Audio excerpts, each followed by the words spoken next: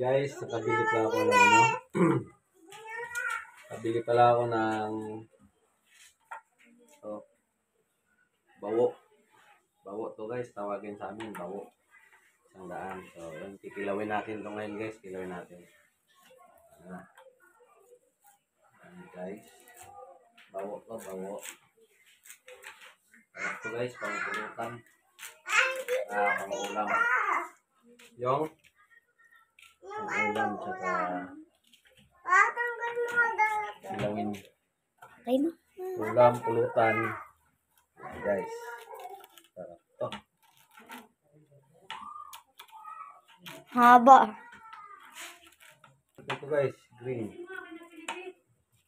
Pag naluto to, green ang tinik. Green ang tinik na to. Ito, pwede to pang sabaw. Kaya, siwing. Alsaso o pwede pang ulam. Pag natin ito guys. Ayan guys, kilawin yan.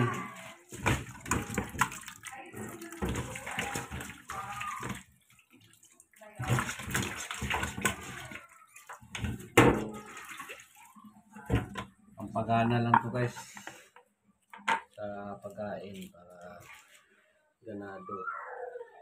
Wala natin yung content dito. Natatanggal pa natin. Kasi ito dito guys.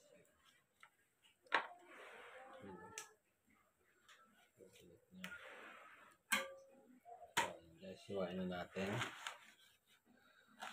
Yan. Kilawin yan guys. Pampagana sa kain. Masarap pag manikilawin. Nilaw. Nilaw na bawo. Sa ibang lugar, di ko alam anong tawag nito. Comment lang kayo guys below kung anong alam nyo kung anong tawag nyo dito sa inyo. Isda na to. Sa amin sa probinsya, bawo. Tawagin.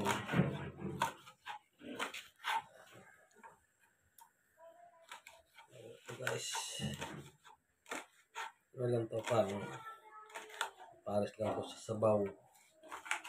Saka sa inihaw yan. Masarap to. Pares. Syukutil guys. Syukutil. Sugbat o kilaw.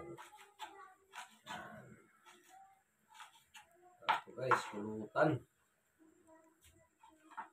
Okay na guys. Yan lang. Na. Yan ang karami guys. O, pulutan. Ayun. So, kaya guys. Iwa tayo ng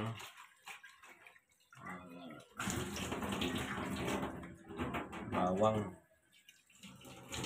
Ay, sibuyas.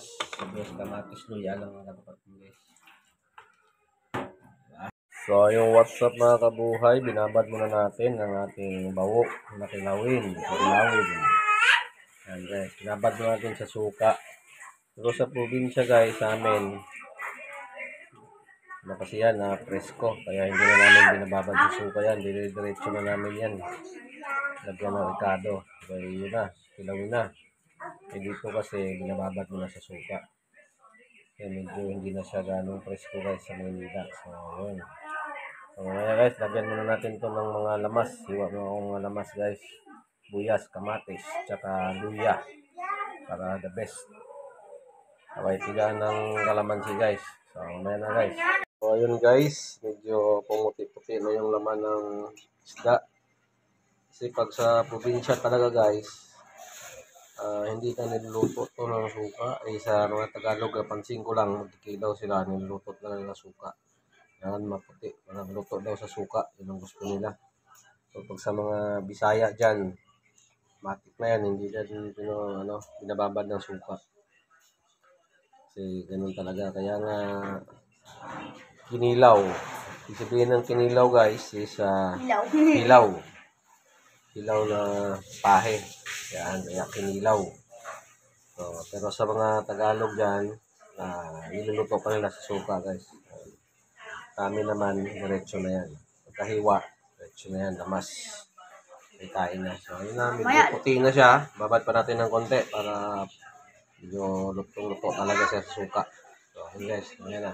So, ayun guys. Dahil may kinilaw tayo, naglaga din tayo ng baboy. Masarap din pares din sa kinilaw. Masarap din ang pampares guys. Laga. Tapos kinilaw. Nilagyan ko ng ano guys sa oregano, kalabo. May tanglad na rin yun guys. Kasi masarap yan pag may tanglad siya kalabo. Kalabo kasi guys, pangtanggal ng lansa. Bango, pampabango, pati yung tanglad. Tsaka hindi lang yun guys, gamot din kasi yan. Kaya double purpose yan guys. Lalo na pag may mga ubo. Maganda sa ubo yan, oregano. So, kaya lalagyan natin ng oregano guys. Ganyan ako pag maglaga. Kahit mga isda. Sarap yan pag may oregano talaga. So guys, takpan muna natin to para kumulo. Malambot yung baboy. Sarap yan sa kinilaw pang pares. Yan. Ayun mga kabuhay. So ready na ang ating kinilaw. Kinilaw na bawo. Bawo or balo. Yan sa amin. Ready na yun guys. Tikman na natin. Unang kagat. Unang kagat. Wow. May sili to? Tinik agad. Sarap. May sili? Wala. Sarap guys. The best. Sarap. Okay guys. Sarap? Maya.